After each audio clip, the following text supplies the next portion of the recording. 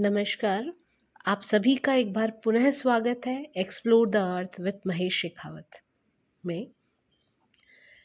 आज हम ज्योग्राफी का एक बहुत ही इम्पॉर्टेंट और बहुत ही इंटरेस्टिंग टॉपिक है, भू संतुलन का सिद्धांत या थ्योरी ऑफ आइसोटेसी, उसके बारे में जानेंगे। ज्योग्राफिकल लैंग्वेज में बात करने से पहले मैं बहुत ही सामान्य शब्दों में इसके बारे में बात करूंगी। जैसा कि आप सभी को पता है कि जो पृथ्वी है वो अपने अक्ष पर घूर्णन कर रही है। तो अब इस घूर्णन या परिभ्रमण जो करती हुई पृथ्वी के ऊपर बहुत सारे पर्वत हैं, पठार हैं और मैदान हैं। तो ऐसा क्या नियम है या ऐसी कौन सी कंडीशंस हैं जिनकी वजह से ये सब उच्चावच, ज्योग्राफिकल लैंग्वेज में जिन्हें कहते हैं उच्चावच, ये सब एक संतुलित अवस्था में है, एक बैलेंस सिचुएशन में है। और ये जो बैलेंस सिचुएशन घूर्णन करती हुई पृथ्वी पर इन सब का स्थित होना, यही हमारा आइसोटेसी जो है, उस जो सिद्धांत है उसकी कुछ उसी की एक संकल्पना है। अब बात करते हैं ज्योग्राफिकल लैंग्वेज में या भौगोलिक शब्दावली के रूप में क्या है ये भू संतुलन। तो जो पृथ्वी है यानी परिभ्रमण करती हुई पृथ्वी के ऊपर स्थित क्षेत्रों में, ज्योग्राफिकल जो के स्टूडेंट हैं वो यहाँ पर बहुत अच्छे से रिलेट कर पाते होंगे कि जो प्रथम उच्चावच हैं हमारे, जिनमें महाद्वीप और महासागर आते हैं, और जो द्वितीय उच्चावच होते हैं उसमें हमारे पर्वत, पठार और मैदान आते हैं। तो ज्योग्राफिकल लैंग्वेज में भू संतुलन का सिद्धांत क्या है कि जो हमारी परिभ्रमण करती हुई जो पृथ्वी है उसके ऊपर स्थित क्षेत्र, पर्वत, पठार और मैदान, और गहराई में स्थित क्षेत्र, झील है, समुद्र है, इनमें भौतिक अथवा यांत्रिक स्थिरता की दशा में जो संतुलन है या जो संतुलन की कंडीशन है वही हमारा भू संतुलन कहलाता है।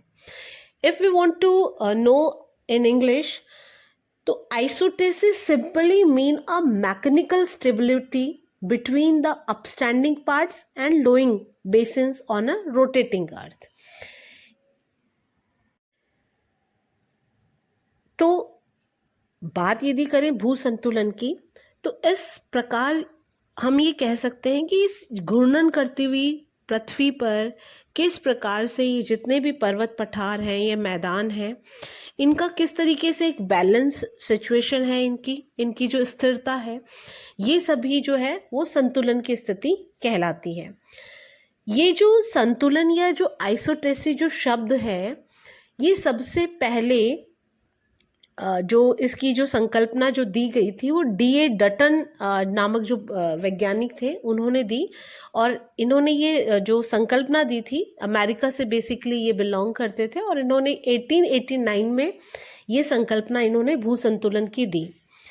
आइसोटेसी जो शब्द है वो ग्रीक जो शब्द है आइसोटेस्टियस, उससे लिया गया है, और जिसका तात्पर्य भी होता है समस्थिति, यानी समान स्थिति। आइसोटेसी के बारे में जब D.A. डटन, जिन्होंने इसके बारे में जब पहली बार इस शब्द को इन्होंने बताया और इसकी संकल्पना दी, तो ये जो डटन जो थे, इनका इसके पीछे मुख्य उद्देश्य ये था कि जो भूतल के जो असमतल जितने भी भाग हैं, यानी धरातल पर जो बड़े बड़े ऊंचे ऊंचे पठार हैं, जो पर्वत हैं, जो नीचे धंसे हुए भाग हैं, उनमें किस तरीके से स्थिरता और संतुलन है। तो इन्होंने अपना एक मत अभिव्यक्त किया, और उन्होंने ये कहा कि जितने ऊंचे ऊंचे पठार हैं, मैदान है, और जो समुद्र तल के नीचे के जो स्थित पदार्थ हैं, उनका भार जो होगा वो बराबर होगा। तो इन्होंने सबसे पहले एक चीज बताई, इन्होंने ये कहा कि जितने भी ऊंचे उठे हुए भाग हैं, जैसे पठार हैं या जो पहाड़ हैं, पर्वत हैं, उनका घनत्व कम होगा, और जो बेसिकली जितने भी नीचे के जो भाग हैं, नीचे धंसे हुए जो भाग हैं, उनका घनत्व इन्होंने या उसकी जो डेंसिटी थी वो इन्होंने ज़्यादा बताई।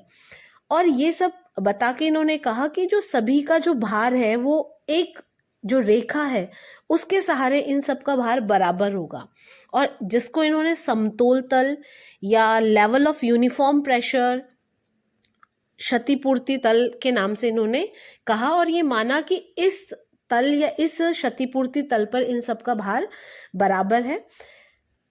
इसी को इन्होंने ये एक जो आगे जितने भी जो भूगर्भ वैज्ञानिक हुए या जो जोग्राफर्स हुए जिन्होंने आइसोटेसी के ऊपर जो बहुत सारी थ्योरीज दी, उसके लिए इन्होंने एक प्लेटफॉर्म स्थापित कर दिया और उनके सामने एक क्षतिपूर्ति तल जो था एक ऐसी संकल्पना रख दी जिसके आधार पर उन्होंने आगे जाके बहुत सारे जो वैज्ञानिक थे उन्होंने इस भू संतुलन के सिद्धांत को बहुत ही बेसिकली बहुत अच्छी तरीके से इस चीज को इन्होंने समझाया।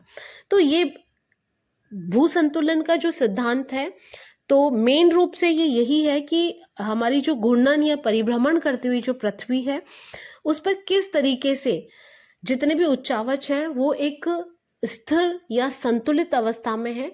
इसी सिद्धांत को ये बताता है, ये भू संतुलन का सिद्धांत या थ्योरी ऑफ आइसोटेसी इसी चीज को बताती है।